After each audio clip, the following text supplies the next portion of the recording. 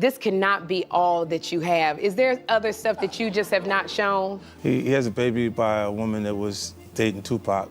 Wow. To add to it, but we had to cut it down. For nearly 30 years, the world has been waiting for the truth. We were told we already knew the story of Tupac Shakur and the notorious B.I.G. We were told it was just a tragic rivalry, a violent clash between the East Coast and the West Coast, fueled by ego, media hype, and street tension. That explanation became history, repeated so many times that it turned into fact.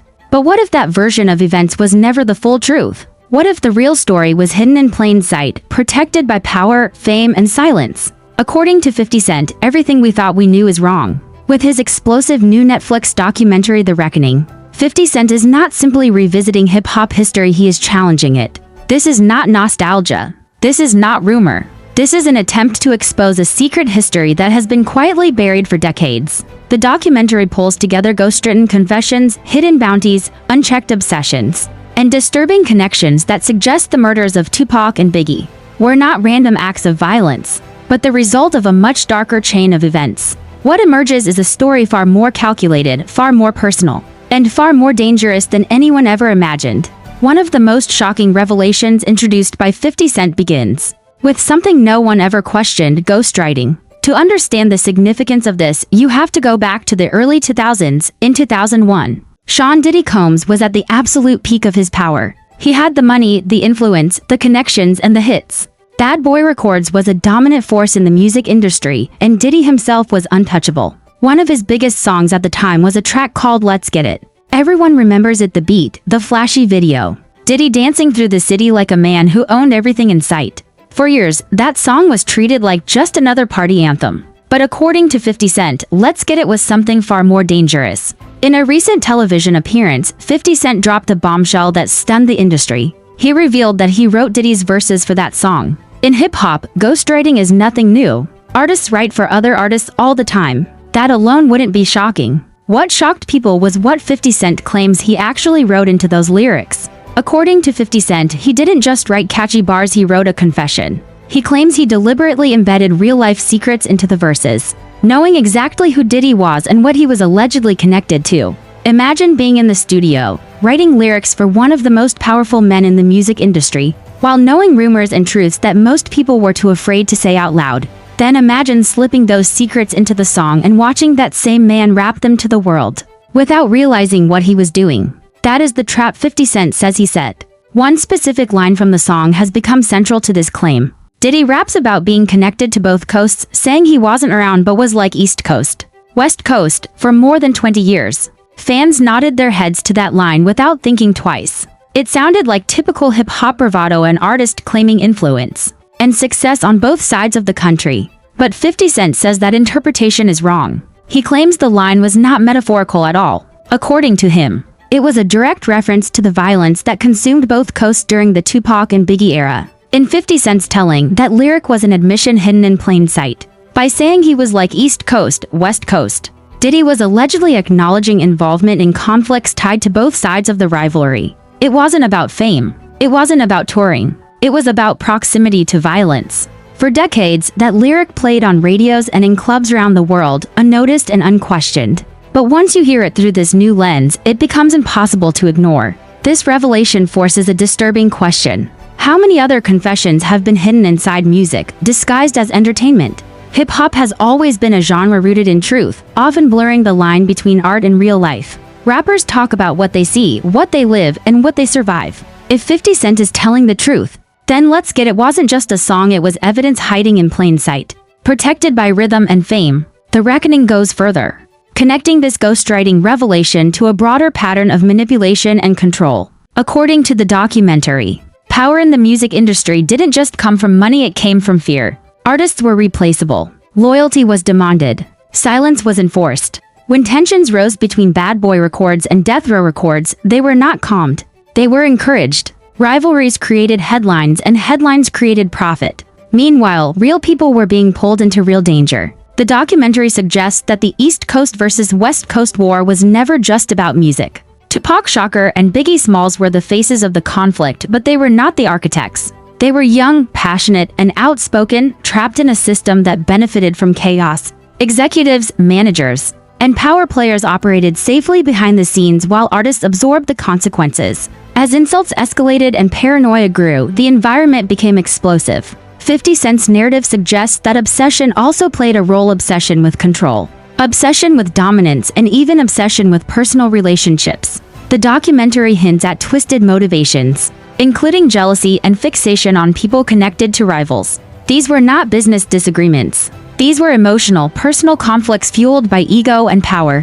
When emotions mix with influence and street connections, the result is often deadly. As the story unfolds, the reckoning challenges viewers to reconsider everything they thought they understood about Tupac's murder in Las Vegas in 1996, and Biggie's murder months later in Los Angeles. These were not isolated incidents separated by geography. According to the documentary, they were connected by retaliation, silence, and fear. Once violence crossed a certain line, there was no turning back. What makes these claims so unsettling is not just their content, but their timing. For years, speaking openly about these topics was considered dangerous. Careers disappeared. Stories were retracted. Witnesses stayed quiet.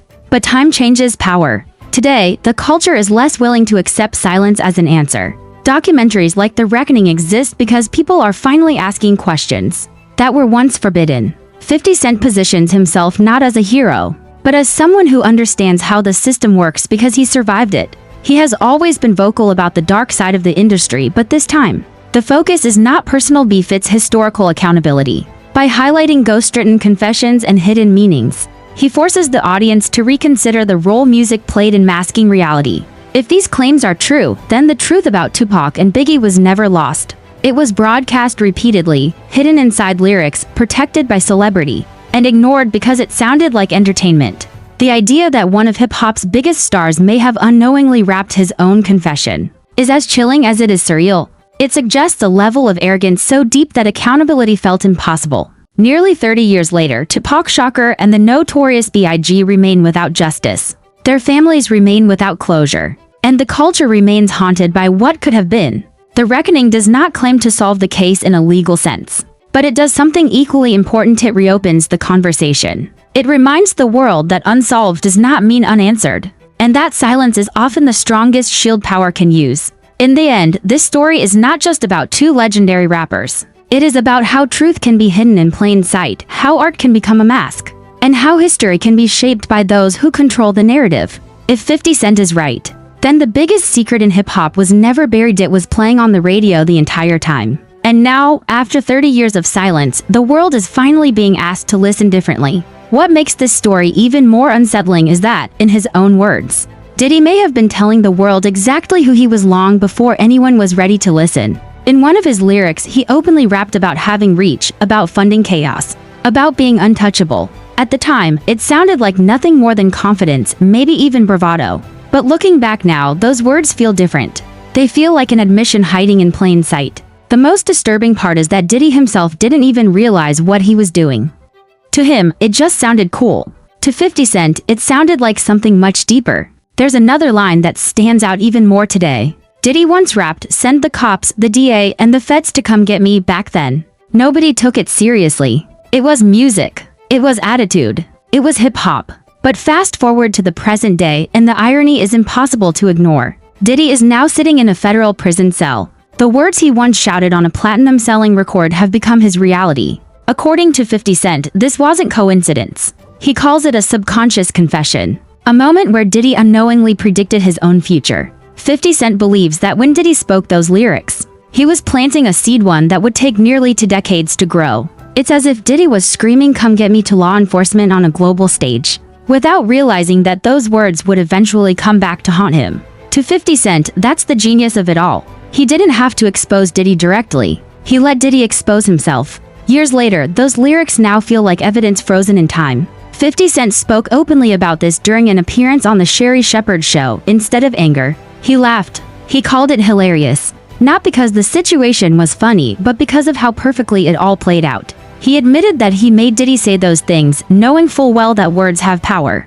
That moment shows exactly how 50 Cent operates. He isn't just a rapper. He isn't just a businessman. He is a strategist. Someone who thinks years ahead while others are focused on the moment. While Diddy was dancing in shiny suits, enjoying fame, attention, and applause, 50 Cent was watching. He was taking notes. He was studying behavior, patterns, and psychology. He was writing lyrics and building narratives that would later come full circle. To 50 Cent, the music was never just music. It was chess, and he was always thinking several moves ahead. But the lyrics are only the beginning of this story. There is a much deeper and far more personal layer that 50 Cent wanted to include in his documentary. According to him, Netflix forced him to cut this part because it was too long. But cutting it from the documentary didn't mean he was willing to keep it quiet. This part of the story involves a woman named Sarah Chapman.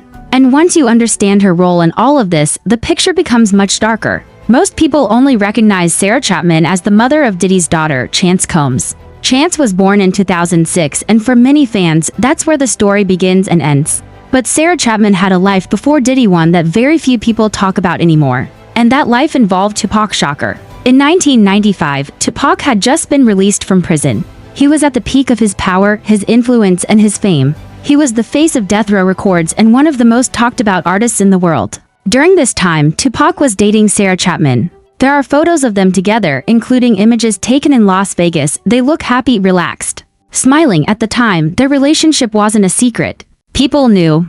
But as years passed, memories faded and history moved on. Almost everyone forgot. Almost everyone except 50 Cent. In recent interviews, 50 Cent has explained exactly why this matters. According to him, Diddy didn't simply fall in love with Sarah Chapman by accident. He claims it was a conquest. In 50 Cent's view, Diddy has a deep psychological need to take things that once belonged to his rivals. And Tupac wasn't just any rival, he was Diddy's biggest enemy. Tupac publicly humiliated Diddy in interviews and in music. He mocked him. He challenged him. He made him feel small in front of the world. According to 50 Cent, that humiliation never went away. It stayed buried, growing quietly over time. So when Tupac died, Diddy didn't just move on with life. He went after something Tupac once loved. 50 Cent didn't dance around this point. He said it clearly. According to him, Diddy intentionally dates women who were previously involved with other powerful men. It's not about love.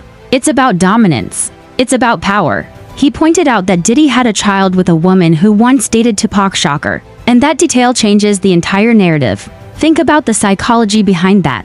This isn't random. This isn't coincidence. It suggests a desire to prove superiority. To prove that he was the winner. By having a child with Sarah Chapman, Diddy was taking something Tupac could never have. In 50 Cent's eyes, that wasn't just personal, it was symbolic. It was about cementing victory over a rival who was no longer alive to fight back. This interpretation paints a disturbing picture of power dynamics within the music industry. It suggests that rivalries didn't end with music or even with death. They continued in silence through relationships, legacy, and control. And if this perspective is true, then Sarah Chapman wasn't just part of Diddy's personal life, she was part of a psychological war that had been playing out for years. What makes this even darker is how quietly it all happened. No headlines, no public confrontation, just time, patience, and calculated moves. While fans were focused on music, awards, and celebrity lifestyles, something far more sinister may have been unfolding beneath the surface. This is exactly why 50 Cent believes these stories matter now. Not for gossip, but for understanding how power truly works. According to 50 Cent, Diddy's behavior shows a pattern of control, a pattern of domination, a pattern of taking rather than building. And when you combine that with the lyrics, the admissions, the legal situation, and the personal relationships, a chilling narrative begins to form. One where words become warnings and silence becomes strategy. This story forces us to look at hip-hop history differently. It challenges the idea that everything was random or accidental. It suggests that some of the most important clues were always right in front of us, hidden in lyrics, relationships, and behavior that people dismissed as coincidence or ego. It also raises uncomfortable questions about how many other truths are buried in plain sight, ignored because they make people uncomfortable. Whether you believe 50 Cent's claims or not, one thing is undeniable: the timing is eerie. The lyrics, the predictions, the relationships, the current reality. When all of it is placed side by side, it becomes impossible not to question the official narratives we've been given for decades. This isn't just a story about Diddy, Tupac, or 50 Cent. It's a story about power, psychology, and how the music industry often hides its darkest truths behind success and celebration. It's about how history isn't always written by the innocent, but by those who survive long enough to control the narrative. And now, as these stories resurface, the culture is being forced to look again, to listen again, to question again. Because sometimes the truth isn't hidden, it's just ignored. And once you start connecting the dots, you realize they were always there, waiting for the right moment to be seen.